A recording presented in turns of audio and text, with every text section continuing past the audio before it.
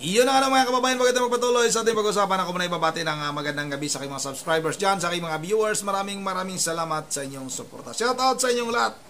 Yun ang nakarma na talaga. Tuluyan ng nakarma.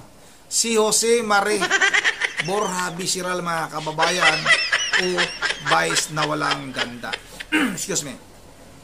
Kasi nga mga kababayan, itong si Vice na walang ganda, tinanggal na, pinalitan na bilang endorser ng McDonald's mga kababayan. Yan na. Karma na. Vice na walang ganda. Umpisa na yan. At tuloy-tuloy na yung karma mo na yan. Ito mga kababayan yung bagong endorser ngayon ng McDonald's ay si Heart Evangelista na. Tama lang. Dapat nang maganda talaga ang endorser ng McDonald's. Huwag naman yung kabayo. Wala namang tapa dyan eh. Yung tapa mga kababayan, makakain tayo ng tapa, wala sa McDonald's yan. Nasa yan? Nasa Tapa King. O dapat doon maging endorser ka. Kabayong Vice na walang ganda ka. Ito mga kababayan, basahin lang natin ito Mula kay unofficial Ronald Bato de la Rosa, solid supporters. Heart Evangelista ang bagong endorser ng McDo. Nagpasalamat si Heart Evangelista sa kaniyang pagiging bagong endorser ng fast food chain na McDonald's Philippines. So, ayan Vice na walang ganda. Anong masasabi mo? Nakarma ka na talaga. At ayon kay Heart Evangelista mga kababayan, another dream come true. Little Heart, this one's for you. Wika ni Heart Evangelista. Ayon pa sa balita mga kababayan, samantala ay napatanong ang ilang mga fans ni Vice na walang ganda kung si Heart na nga ba ang papalit sa komedyante bilang endorser. Dapat palitan na talaga yan. Huwag niyang hintayin. Wala nakakain dyan sa McDonald's. Talagang malulugi na.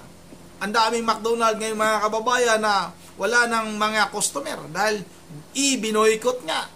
Dahil sa kabastusan nitong si Vice walang ganda mga kababayan. Sige, kayo rin. Wala na kayong kita McDonald's Philippines. At ito pa matatandaang inulan ng batikos mula sa mga taga-suporta ni dating Pangulong Duterte.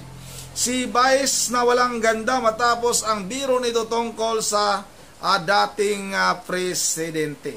Kasama rin dito ang mga pag-boycott ng mga tinaguriang DDS sa mga produkto na ini-endorso ni Vice, kasama na dito ang McDonald's mga kababayan. Dapat lang talaga na i-boycott natin. Bala ko nga mga kababayan na pumunta ngayon ng McDonald's para mag-video doon kung talagang marami pa rin bang tao dito sa amin.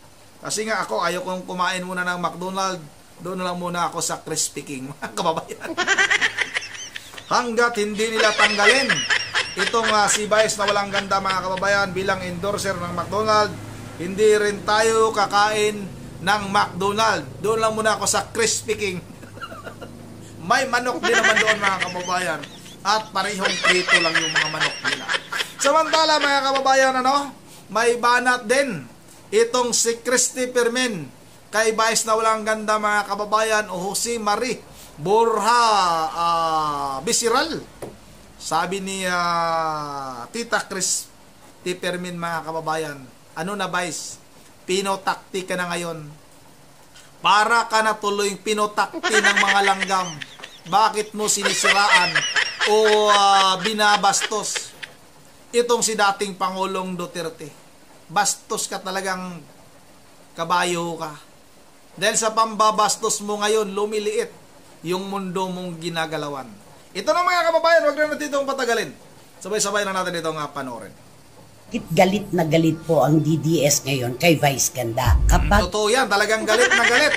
Kung nasa harapan ko lang yan iwan ko lang. Baka tanggalin ko yung wig niyan. At yung mga suot niyan, dapat ituwid yan. Dapat magsuot yan ng tama. Wala sa tamang pag-iisip ang pagsusuot ng mga, tawag nito, yung kasuotan ni Vice Ganda mga kababayan. O Vice na walang ganda pala, sorry, nagkamali. Wala sa normal, wala sa tamang pag-iisip yang si Vice na walang ganda mga kababayan. Kaya marami talagang galit ngayon. Huwag ka lang pakalat-kalat dyan sa kalye, baka masampal ka ng mga taga-DDS sa hinayupa ka. O, patuloy natin ito. Pag nakahiga na ang tao, pag nakadapa na, hindi mo na sinisipa. You don't kick a dying dog. Binulabog mo ang kuta ng langgam, ngayon kinakagat-kagat ka. At sabi nga natin, Yari ka ngayon. Para kang lalanggamin. Kita niyo mga kababayan, pag yung langgam ay umatake yan, i-atakihin yung kabayo. Halimbawa, patay na yung kabayo. Pag inatake na langgam yan, mauubos yan mga kababayan. Kahit gaano kalaki yung langgam na yan, kahit gaano ka kasikat, vice na walang ganda ka, mauubos din yung pagkatao mo dahil sa pambabalahura mo sa aming dating presidente. hindi niya ito inaasahan. Oo. Hindi niya alam na ganito pala kalaki ang sunog na magaganap pagkatapos niyang paglaruan ang pangalan ng dating Pangulo. Ano ang sabi ng mga DDS na talagang galit na galit at gusto siyang sugkurin at ipako sa krus? Anong sabi? Kung saan ang mahinang parte ng katawan mo, doon ka namin bubueltahan.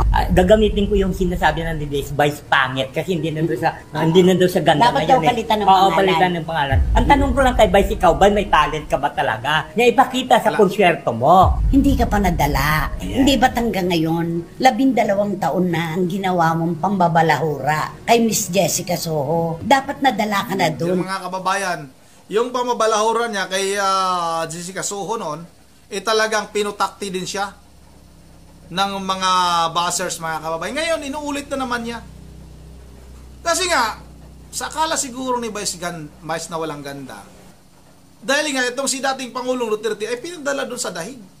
Akala siguro niya, yung mga taga-suporta ni dating Pangulong Duterte ay humina. Pero hindi niya alam na mas lalo pang lumakas, mga kababayan. Lalo pang dumadami yung mga taga-suporta ni dating Pangulong Duterte. O kaya nga ngayon, binoykot na yung mga produkto na endorser itong si Vice na walang ganda, mga kababayan. Ito, patuloy natin ito, mga kababayan. Diyan ka na dapa. Dapat bumangon ka na. Eh hindi, nagpakadapa ka na naman para magkasugat ka na ibibigay talaga sa iyo ng mga nagmamahal sa mga tao na binalahura mo. Tama ang mga kababayan. Talagang akala siguro nitong si Vice na walang ganda, sisikat nga siya. Siguro, akala siguro niya may mga supporters itong mga tansong dilaw, mga kababayan, at papanig sa kanya. Hindi niya alam na mas nakakarami tayong mga sumusuporta sa mga Duterte. O tingnan niyo itong video na ito kung paano napahiya itong si Vice na walang ganda. Pinagsisigawan, mga kababayan.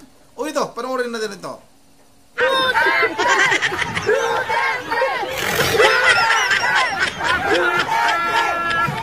Tingnan niyo. Hilaw na hilaw yung mukha. Yung wig nitong hinayupak na ito. Ito yung mukha ni yan yung mukha, sabagay, ilalagay ko din naman yan sa screen, mga kababayan. Yan yung mukha, totoong mukha nitong si Jose Maria Borja Bisiral, mga kababayan. Kapais, ganda-ganda kang hinayupa ka. Tanggalin mo nga yung wig mo. O anong itsura mo? Kaya nga hindi nga normal ang taong ito, mga kababayan. Gumagamit ng mga artificial na mukha, artificial na kulay, artificial na pagkatao, artificial na buhok, artificial na ugali, damit, mga kababayan, lahat na lang artificial, lahat. Dapat tong hinayupak na ito, itali ito sa may maraming langgam para madala itong hinayupak na ito. Yun ang naman, dito lang muna, at bago tayo magtatapos ay mag-shoutout lang muna tayo. Shoutout kay Ma'am Joyce. Kumusta na, Ma'am Joyce? May lagnat si Ma'am Joyce, sana magaling na po. Shoutout na rin kay Ma'am Berje Veraligios ng Pulilan, Bulacan, sa kanyang mga apo, si Coco, si Dion, at saka si Yuri. Shoutout na rin kay Ma'am Elisa Borbi, at shoutout na rin kay Sit ng Camarines Norte, kay Mibilen Balikaw, shoutout sa idol, ha. Shoutout kay Armando Crusin. Shoutout na rin kay Rionic. Shoutout kay Florencial Yunor. Kay Ma'am Imelda Pasco, shoutout sa iyo, Ma'am, ng Bulacan. Shoutout kay Ma'am Susan sa Binichicks. Shoutout kay Arnel Purillo at kay Antonito Onabia. Yun naman, dito lang muna, at once again, this is Ronde TV mo. Ingat na lahat. God save the Philippines.